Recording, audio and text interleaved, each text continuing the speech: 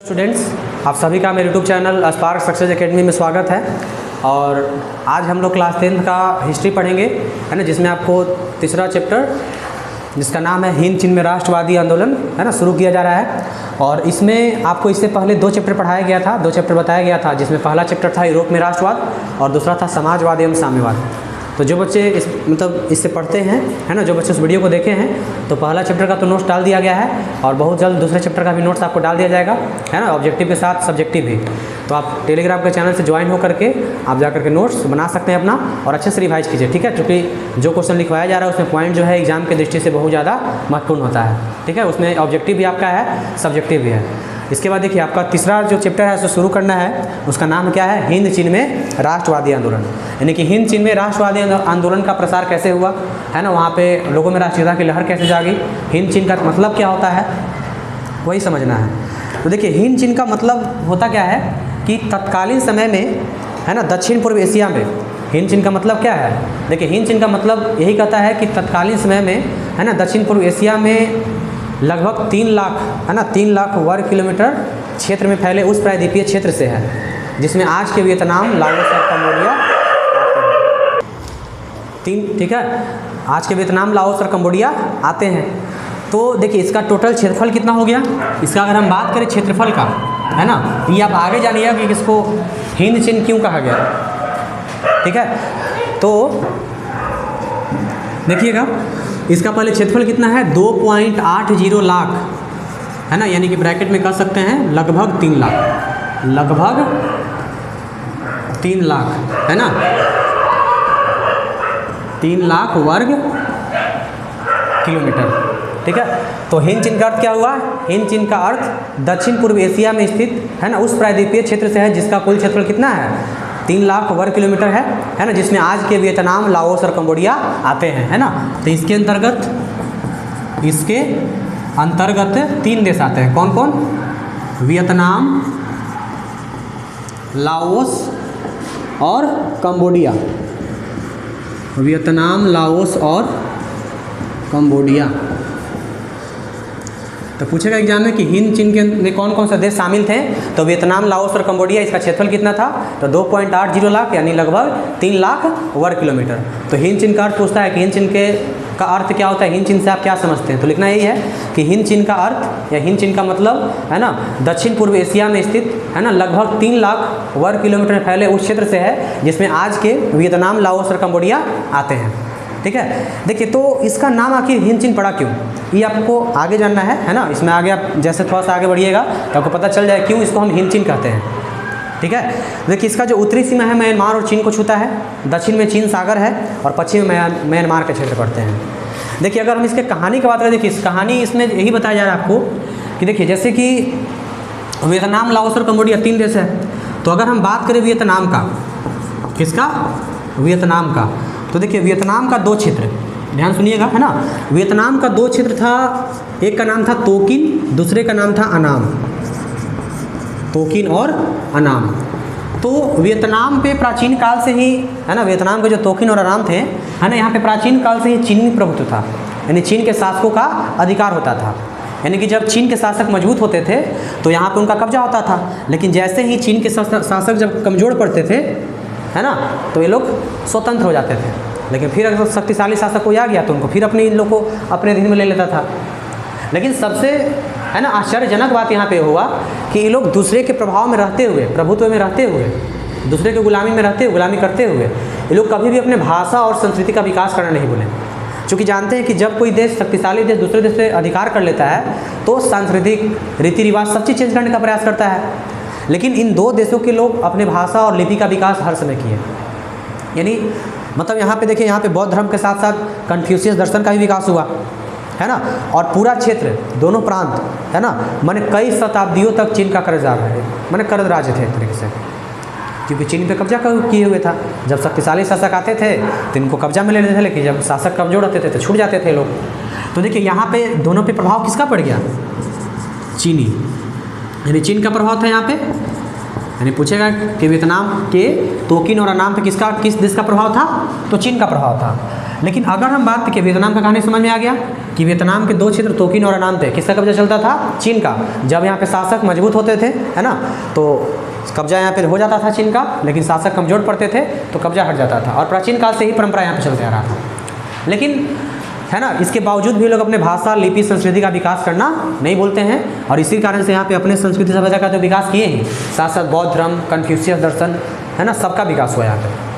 लेकिन अगर हम दूसरी तरफ बात करते हैं लाओस और कंबोडिया का, देखिए, तो अगर हम बात करें लाओस और कंबोडिया, लाओस और कंबोडिया का, देखिए, तो लाओस और कंबोडिया का अगर हम बात करते हैं तो लाओस और कंबोडिया में, है ना, लाओस और कंबोडिया पर जो प्रभाव था वो था मतलब भारतीय संस्कृति का प्रभाव। किसका था? भारतीय संस्कृति का, है ना। देखिए, लाओस और कंबोडिया में होता क्या है ना कि 4वीं शताब्दी में, यहाँ से पॉइंट अपना नोट कर लिया, है ना, यहाँ पे 4वीं शताब्दी में, 4वीं शताब्दी में यहाँ पे कंबुज राज्य का स्थापना होता है। किस राज्य का स्थापना होता है? कंबुज राज्य का। कंबुज राज्य की स्थापना होती है, ठीक है। जिसके जो शासक होते थे ना कंबुज राज्य के, इसके शासक भारतवंशी होते थे। इसके शासक जो होते थे वह भारतीय मूल के होते थे। इसके शासक भारतीय वंशी होते थे। तो जब भारतवंशी शासक हैं तो सभ्यता संस्कृति भी किसका प्रभाव पड़ेगा? भारत का ही प्रभाव पड़ेगा, है ना। लाओस और कंबोडिया में भारतीय संस्कृति का प्रभाव था। क्यों? क्योंकि यहाँ 4वीं शताब्दी में कंबुज राज्य की स्थापना किया गया, जिसके शासक भारतीय वंशी होते थे, ठीक है। जिसका देखिए, इसका एक और प्रमाण हम लोग को मिलता है ना, कि यहाँ पे 12वीं शताब्दी में, है ना, एक महत्वपूर्ण घटना घटा, है ना। यहाँ 12वीं शताब्दी में, मतलब कि 12वीं शताब्दी में एक शासक थे जिनका नाम था राजा सूर्यवर्मा द्वितीय। राजा सूर्यवर्मा द्वितीय, है ना। 12वीं शताब्दी में जो राजा हुए यहाँ के सूर्यवर्मा द्वितीय ने कंबोडिया में, ठीक है ना, अंकुरवाट मंदिर का निर्माण करवाया। अंकुरवाट मंदिर का निर्माण करवाया, ठीक है। यानी कि 12वीं शताब्दी में जो यहाँ के राजा थे सूर्यवर्मा द्वितीय, यहाँ पे एक कंबोडिया में अंकुरवाट मंदिर का निर्माण कराते हैं। तो लेकिन जैसे जैसे, है ना, 16वीं शताब्दी में जैसे समय आगे बढ़ते गया, देखिए यहाँ पे 34वीं शताब्दी से ही भारतवंश का शासन था, है ना, भारतवंशी शासक होते थे, ठीक है। लेकिन देखिए, जिसका प्रमाण भी मिला कि 12वीं शताब्दी यहाँ पे राजा जो थे अंकुरवाट मंदिर का निर्माण भी करवाएं कंबोडिया में। कौन? तो राजा सूर्यवर्मा द्वितीय। लेकिन जैसे समय बढ़ते गया वैसे वैसे 16वीं शताब्दी में होता क्या है? 16वीं शताब्दी में कंबुज राज्य का पतन हो जाता है। कंबुज राज्य का पतन हो गया, ठीक है। यानी कंबुज राज्य यहाँ से समाप्त। और होता क्या है कि जब कंबुज राज्य खत्म होता है तो यहाँ पे संघर्ष का स्थिति सत्ता कब्जाने के लिए चलने लगता है, ठीक है। और इस तरीके से कहा जाता है, मतलब यहाँ पे संघर्ष की स्थिति उत्पन्न हो गया कंबुज राज्य के खत्म होने के बाद। तो देखिए, अभी आप कुछ देर पहले पढ़े कि वियतनाम में चीन का प्रभाव था, है ना, शासक मजबूत, तो यहाँ पे कब्जा चीन का होता था, नहीं तो फिर भी किसी का नहीं। लेकिन दूसरी तरफ लाओस और कंबोडिया का हम बात करें तो लाओस और कंबोडिया में किसका प्रभाव था? भारतीय संस्कृति का प्रभाव था, है ना। और यहाँ पे 34वीं शताब्दी में कंबुज राज्य का स्थापना हुआ, जिसके शासक कौन होते थे?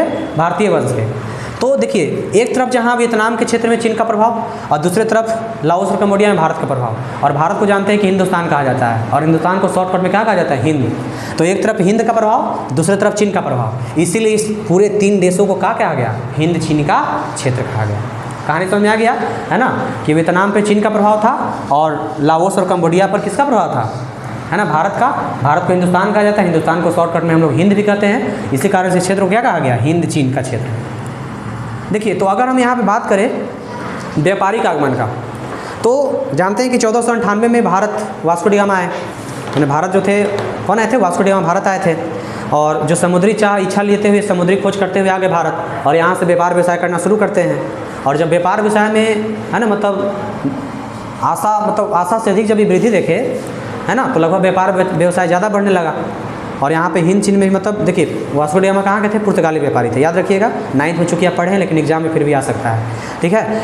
तो इनके पीछे पीछे देखिए हिंद चीन का भी क्षेत्र इनसे जुड़ गया 1510 में, और धीरे धीरे इनके पीछे कई सारी कंपनी, डच हो गए, स्पेन हो गया, ब्रिटिश हो गया, पुर्तगाली पहले से था, इस सब कंपनियों का आगमन हिंद चीन क्षेत्र में भी होने लगा था। लेकिन इन सभी कंपनियों में से देखिए सारा का सारा कंपनी सिर्फ व्यापार करता था और यहाँ से चला जाता था, यानी उसका मुख्य उद्देश्य था व्यापार व्यवसाय करना, यानी कि वस्तुओं का आदान प्रदान करना। लेकिन इसमें से एक है ना, एक ऐसा देश था, है ना, एक ऐसा कंपनी था जिसका नाम फ्रांसीसी कंपनी। फ्रांसीसी कंपनी यहाँ पे राजनीतिक अधिकार चाहता था कि अगर हम यहाँ पे राजनीतिक अधिकार ले लेते हैं तो जो चाहे कर सकते हैं, है ना, सारा नीति वही बनाएंगे, है ना, पूरे देश को कंट्रोल में ले सकते हैं। तो फ्रांसीसी कंपनी यहाँ पे हिंद चीन में शुरू से मतलब प्रभाव लेने के लिए सोच रहा था, और इस कारण से 17वीं शताब्दी में होता क्या है कि बहुत सारे फ्रांसीसी पादरी हिंद चीन में आना शुरू हो गए, है ना। पादरी जानते हैं कि पहले करते क्या थे, धर्म परिवर्तन कराना, लोगों की सोच को बदल के रख देते थे, शिक्षा का प्रचार प्रसार किए, ठीक है। तो 17वीं शताब्दी में बहुत सारे पादरी फ्रांस से हिंद चीन के क्षेत्र में आ गए। लेकिन 1747 के बाद होता क्या है कि फ्रांस अन्नाम में रुचि लेने लगता है, यानी वियतनाम का क्षेत्र अन्नाम में, ठीक है। इसके बाद 1787 में कोचिन शासक के साथ संधि भी करता है, लेकिन अभी तक फ्रांसीसी अपने प्रभुत्व को जमा नहीं सके थे ठीक से, जितना वो जमाना चाहते थे उतना जमाए नहीं थे। लेकिन जब फ्रांस का जब प्रभाव बढ़ते गया तो हिंद चीन का जो लोग थे वो मतलब विरोधाभासी हो गए, और 19वीं शताब्दी में यहाँ पे हंगामा या विरोध होना, जनता विरोध करना शुरू करता है। लेकिन है ना, फ्रांसीसी पादरियों की बढ़ती गतिविधि और कहने का मतलब है कि सैन्य शक्ति के बल पर फ्रांस अन्नाम को रोक लेता है, और 1862 में है ना अन्नाम किसके कब्जे में चला जाता है, फ्रांस के कब्जे में चला जाता है। उसके बाद अगले ही वर्ष तोकिन भी प्रवेश हो गया, सेना वहाँ प्रवेश करके उसको क्षेत्र मैंने पूरे क्षेत्र को कब्जा लिया, यानी कि वियतनाम पूरा कब्जे में हो गया फ्रांस का।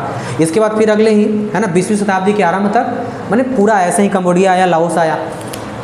तो धीरे धीरे 20वीं शताब्दी के शुरू होते होते लगभग यहाँ का सारा क्षेत्र हिंद चीन का तीनों देश, वियतनाम, लाओस और कंबोडिया, है ना, तीनों का तीनों किसके कब्जे में आ गया, फ्रांसीसी कंपनी के क्षेत्र में आ गया। अब राजनीतिक अधिकार ही मिल गया। देखिए इसका फ्रांस क्यों इनको अपना उपनिवेश बनाना चाहता था, इसका उद्देश्य भी है। क्योंकि देखिए मतलब फ्रांस हिंद चीन में अपना उपनिवेश बनाने का जो प्रथम उद्देश्य था, इनका जो प्रतिस्पर्धा था, इनका जो कंपटीशन चलता था, प्रतियोगी का जो भाव था, ब्रिटिश कंपनी के साथ था। किस कंपनी के साथ था, ब्रिटिश कंपनी के साथ। और ब्रिटिश भारत पे कब्जा किए हुए थे, वही मजबूत स्थिति में थे ब्रिटिश यहाँ पे, और दूसरी तरफ फ्रांसीसी भारत में कमज़ोर पड़ रहे थे। तो फ्रांस एक ऐसा क्षेत्र खोज रहा था जहाँ से वो हिंद चीन के साथ साथ भारत पे भी मतलब नज़र रख सके, और उसको मतलब कहने का मतलब है कि सुरक्षात्मक आधार हिंद चीन क्षेत्र का लगा उसको, मतलब जहाँ पे शासन भी कर ले और वहाँ से भारत पे भी नज़र रख ले, तो हिंद चीन क्षेत्र सबसे अच्छा था, ठीक है। दूसरा था है ना कि दूसरा आपका था औद्योगिकरण के लिए कच्चे वस्तु की प्राप्ति, है ना, हिंद चीन में भी कच्चे वस्तु ज़्यादा प्राप्त होते हैं, तो औद्योगिकरण के लिए हो गया। तीसरा वस्तुओं को बेचने के लिए बाजार भी उपलब्ध हो गया। और तीसरा पिछड़े साम्राज्य को मतलब पिछड़े जो जितने भी समाज थे, पिछड़े समाज, वो उनको विकसित करने का, है ना, सभ्य बनाने का उनको दायित्व किनको था, यूरोपीय कंपनी का ही था, ठीक है। तो इस तरीके से बहुत सारा उद्देश्य था फ्रांस का। पहला तो प्रतिस्पर्धा का भाव, दूसरा कच्चे वस्तुओं के लिए, और तीसरा है ना मतलब पिछड़े समाज को सभ्य बनाने के उद्देश्य से। तो ये 3-4 उद्देश्य से फ्रांस कब्जा करता है इस पर, है ना। और इस तरीके से मतलब 20वीं सबसे पहले वियतनाम के अन्नाम पे, फिर तोकिन, फिर कंबोडिया, और धीरे धीरे 20वीं शताब्दी के आरंभ आते आते पूरा क्षेत्र किसके कब्जे में आ जाता है ना, मतलब फ्रांस के कब्जे में आ जाता है, जिसका उद्देश्य आप समझ ही गए। तो आज आपका इतना ही रहेगा, ठीक है। और आप आज मतलब इसको आप अच्छे से रिवाइज कीजिए, इसका नोट्स बनाइए, और अगले दिन आपको इससे आगे बताया जाएगा, ठीक है। तब तक के लिए धन्यवाद।